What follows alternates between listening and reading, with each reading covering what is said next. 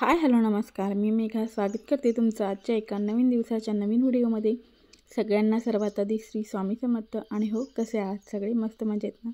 तर आज दिवसाची सुरुवात तर बऱ्यापैकी उशिराच झाली होती, म्हणजे जरा उशिराच उठले होते। उठल्यानंतर आंघोळ वगैरे केली, घर झाडून घेतलं, देवपूजा केली, पाणी आलं होतं तोपर्यंत पाणी भरून घेतलं आणि लगेच पोहे बनवायला घेतले।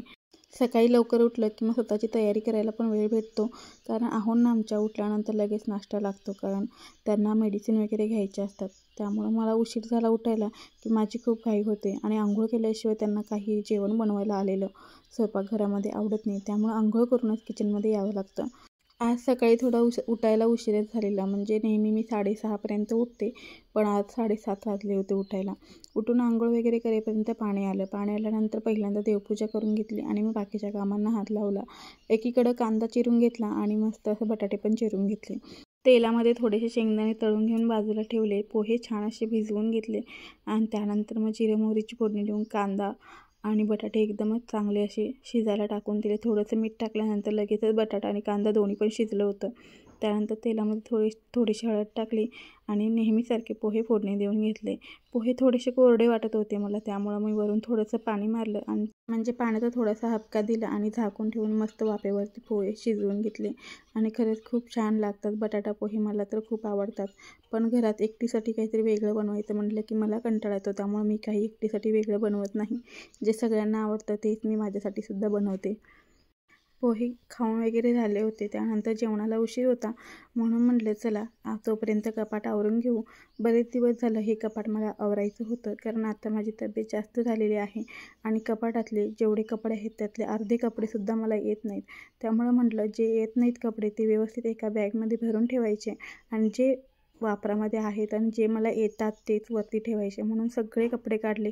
त्यावेळी लक्षात आलं की जेवढे कपाटात कपडे आहेत त्यातले फक्त 10 ते 12 तेवढेच कपडे मला येत होते, बाकीचे कपडे अशीच पडून होते। आणि सगळे चांगले कपडे आहेत, माझे लवकर कपडे खराब होत नाहीत, कारण माझं वापरणंही चांगलं आहे आणि मी कुठे जास्त असं घाण वगैरे माझे कपडे होत नाहीत, त्यामुळं कपडे माझे चांगले राहतात। मग इथं मी जी कपडे मला येत नाहीत ती एक साईडला केली, जी येत आहेत ती फक्त कपाटामध्ये ठेवली। आणि हा गुलाबी कलरचा जो टॉप आहे ना तो खूप छान आहे आणि खूप छान दिसतो, पण इस्त्री करताना हाताला जळालेला आहे आणि आता तो फाटतच चाललेला आहे। म्हटलं चला त्याला फक्त हात काढून दुसरे एक कपडा आणून त्याला छान असे हात लावून घ्यायचे, म्हणून तो बाजूला ठेवला। आता मशीनवरती बसायला मला जास्त वेळ भेटत नाही, म्हणजे मी बसतच नाही जास्त, तेवढंच काहीतरी फाटलेले तुटलेले शिवत असते, घरात मशीन आहे त्यामुळं। पण म्हटलं बरेच दिवस झालं बसलो नाही आहे, त्यामुळं आज थोडं बसायचं होतं मशीनवरती। ज्या मॅक्शांच्या शिलाई उसवल्या होत्या किंवा टॉपच्या शिलाई उसवल्या होत्या, ब्लाऊजच्या काही शिलाई होत्या ज्या मला मारायच्या होत्या, त्या सगळे मी बाजूला ठेवले आणि जे नको होते कपडे ते एका बॅगमध्ये भरून ठेवले। त्यानंतर मग लगेच स्वयंपाक बनवायला घेतला, कारण 12:30 वाजले होते। मग भाजीसाठी पण घरात काही नव्हतं आणि जाऊन आणण्यात पण काही अर्थ नव्हता, कारण मला उद्या गावी जायचं होतं पुन्हा।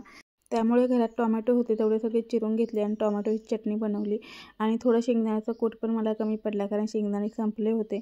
म्हटलं जेवढं आहे तेवढ्यामध्ये करू। त्यानंतर लगेचच मी इकडे पीठ मळायला घेतलं। मला 4 ते 5च चपात्या बनवायच्या होत्या, कारण दोघांना मला बास होतं।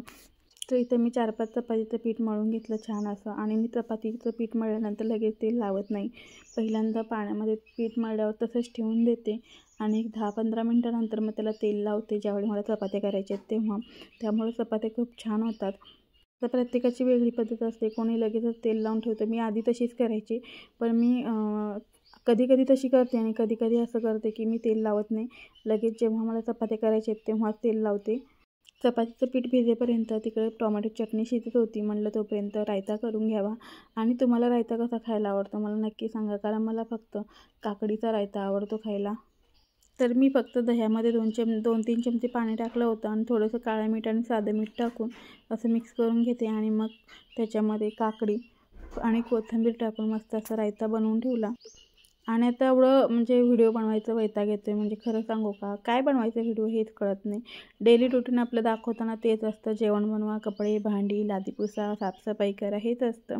वेगळं काहीतरी करायचं म्हटलं तर माझ्याच्यानं शक्य होत नाही आहे, कारण आम्ही गावामध्ये शेताकडे राहतो, शेतामध्ये राहतो, त्यामुळं तिकडं काही कुठं जाण्या येण्याचा प्रश्न नसतो. अजून फिरून शेतामध्ये काही काम असेल तर आणि घरातलं एवढंच असतं. आणि मुंबईमध्ये आलं की 2 दिवसासाठी येतो, त्यामुळे 2 दिवसामध्ये इथली सगळी आवरावर करायची, बाहेरची कामं करायची आणि पुन्हा जायचं, याच्यामध्ये दिवस चाललेले आहेत. म्हणलं चला आज असंच व्हिडिओ बनवू आपण, कारण आपल्याकडे काही टॉपिक नसला तरी डेली ब्लॉगचा हा तरी टॉपिक आहेच आपल्याकडे, तर तोच आपण पुढे चालवूया. म्हणून म्हटलं चला आता जेवढे शक्य होतील तेवढे रोजचे व्हिडिओ बनवण्याचा प्रयत्न करते. आणि व्हिडिओ बनवताना आपण आळस करतो ना, खरंच मी तर खूप प्रचंड आळस केलेला आहे आणि त्यामुळंच मी कुठंतरी मागं राहिलेली आहे. आता थोडं ग्रो होत चाललेलं आहे माझं चॅनल, पण काय झालं की मी आता डेली ब्लॉग टाकणंच बंद केलं होतं मध्ये 8-10 दिवस, म्हणजे 2 आठवडे झालं. आणि त्यामुळं खरंच खूप डाऊन गेला माझा पूर्ण YT स्टुडिओ पूर्ण डाऊन गेला होता, व्ह्यू स्कोर पूर्ण डाऊन गेल्या होत्या. मग मला जरा असं टेन्शनच आलेलं. मग म्हटलं चला जे आहे तेच टाकूया आपण, पण कंटिन्यू व्हिडिओ टाकत राहिलं की व्ह्यूज हळूहळू वाढतात. त्यामुळं म्हटलं चला आता जे शक्य होईल, जेवढे शक्य होतील तेवढे व्हिडिओ टाकत राहूया. आणि यूट्यूबवरती येणं आणि यूट्यूबवरती काम करणं जेवढं म्हणतो आपण अवघड आहे, तेवढं सोपंसुद्धा आहे.